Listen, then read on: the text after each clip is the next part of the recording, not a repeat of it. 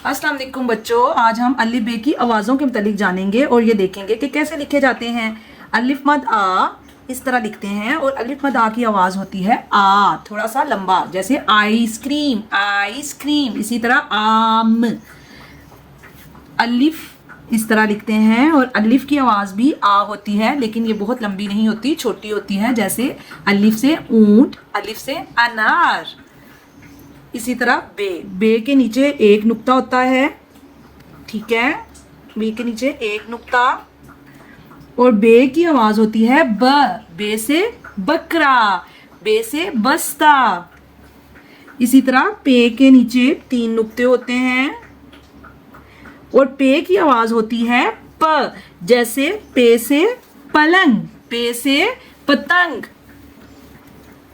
इसी तरह ते के ऊपर दो नुक्ते होते हैं, ते के ऊपर एक दो नुक्ते होते हैं। ते की आवाज होती है त, जैसे ते से तितली, ते से तरबूज। टे के ऊपर टोपी होती है और टे की आवाज होती है ट, ट। जैसे टे से टोकरी, टे से टमाटर, टे से टोकरी, टे से टमाटर। से के ऊपर तीन नुक्ते होते हैं, से के ऊपर तीन नुक्ते होते हैं, एक दो तीन। से की आवाज होती है स, जैसे से समर। जीम, जीम को इस तरह लिखते हैं, ऐसे थोड़ा सा, ये देखें, इसी तरह इसकी गोद बनेगी और इसके अंदर एक नुक्ता होता है। इसकी ये गोद होती है और गोद के अंदर एक नुक्ता होता है। जीम की आवाज होती है ज, जीम से जराब, जीम से जहाज, जीम से जराब।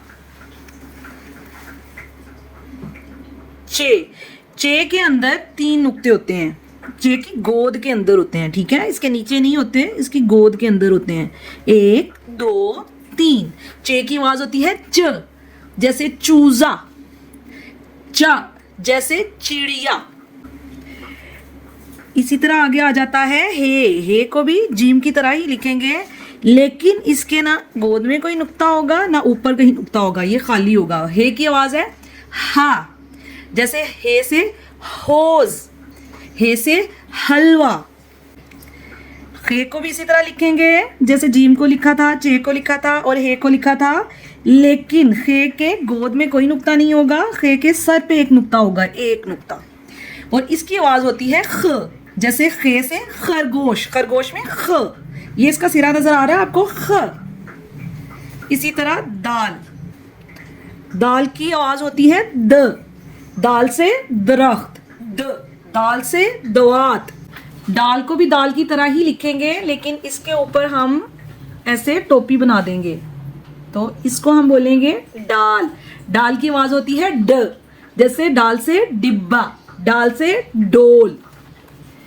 जाल को भी इसी तरह लिखेंगे और इसके ऊपर एक नुक्ता लगा देंगे, ठीक है, ऐसे।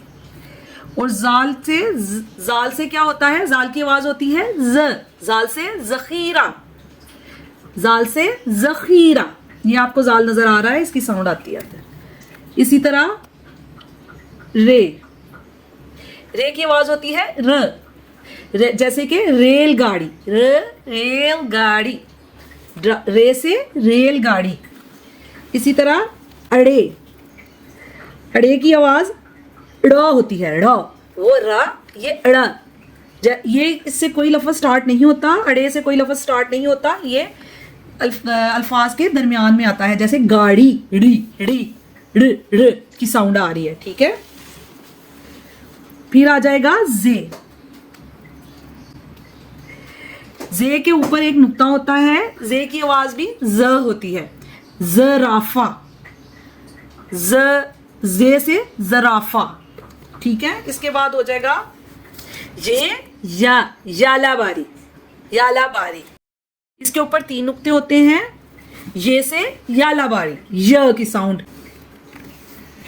इसके बाद आ जाएगा सीन, सीन को इस तरह लिखते हैं, सीन की आवाज होती है स, जैसे सूरज में सीन का सिरा आपको नजर आ रहा है, सीन में इसकी आवाज आएगी स, सूरज, सूरज।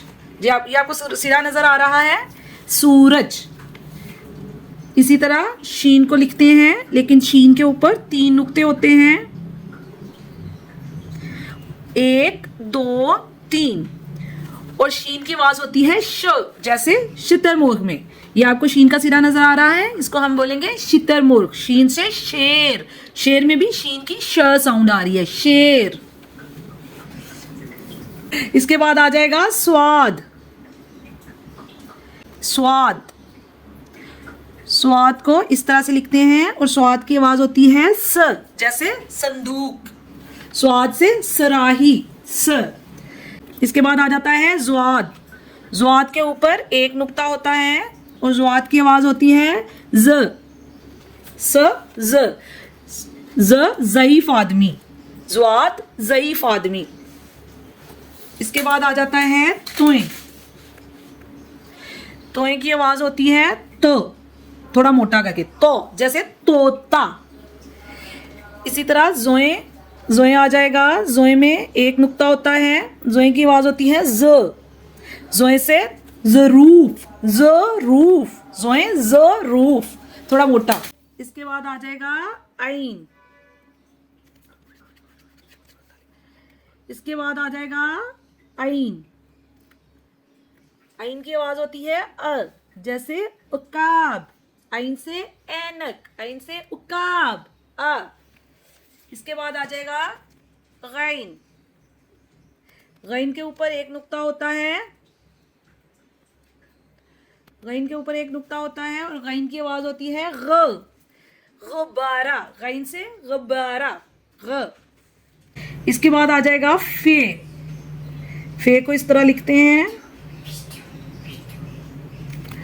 फे। फे के ऊपर 1 नुक्ता होता है, फे की आवाज होती है फ, जैसे फौजी। फे से फौजी, फे से फुवारा, फ। इस तरह से ये मोटा काफ इसको कहते हैं।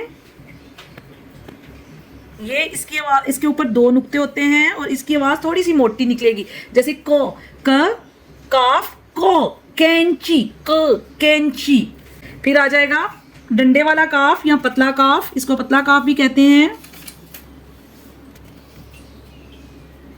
इसकी भी साउंड का है, लेकिन इसकी साउंड पतली होगी, जैसे का, काफ, का, कबूतर।